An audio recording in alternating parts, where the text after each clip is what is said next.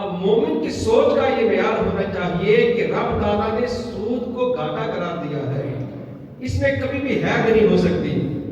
اور سود خور کے بارے میں رب تعالیٰ نے قرآن پاک میں ارشاد فرمایا کہ وہ لوگ جو سود کھاتے ہیں وہ قیامت کے دن جب قبروں سے اٹھیں گے، جو لوگ سود کھاتے ہیں وہ لوگ جب قیامت کے دن قبروں سے اٹھیں گے تو وہ پاگل ہو چکے ہوں گے۔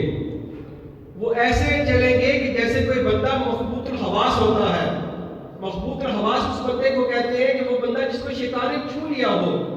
رب تعالیٰ قرآن پاک میں یہ ارشاد فرما رہا ہے وہ لوگ جو سود کھاتے ہیں رب تعالیٰ قیامت کے دن ان کو اس طرح اٹھائے گا کہ وہ سارے پاگل ہو جائیں گے، وہ سارے پاگل ہو چکے ہوں گے۔ اور رب تعالیٰ نے تو قرآن پاک میں ایسے بندے سے اعلان جنگ فرمایا ہے جو بندہ سود کھاتا ہے۔ رب تعالیٰ نے قرآن پاک میں ارشاد فرمایا یا ایھا الذین آمنوا اتقوا اللہ وذروا ما بقی من الربا ان کنتم مؤمنین، کہ اے ایمان والو پہلی بات ارشاد فرمائی کہ اللہ سے ڈرو، اللہ سے کیا کرو؟ ڈرو۔ وذروا ما بقی من الربا، اور جو سود باقی رہ گیا فرمایا اس سے بچو، ان کنتم مؤمنین، اگر تم مومن ہو۔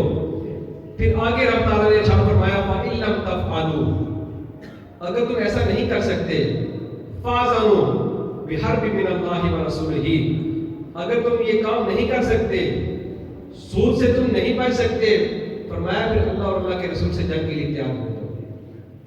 اللہ اور اللہ کے رسول سے جنگ کے لیے تیار ہو جاؤ۔ یعنی رب تعالیٰ نے قرآن پاک میں واضح الفاظ میں ارشاد فرما دیا کہ جو بندہ سود کھاتا ہے مجھے اللہ کے رسول کی اس کے ساتھ جنگ ہے۔ رب تعالیٰ نے اس بندے کے ساتھ اعلان جنگ فرمایا ہے جو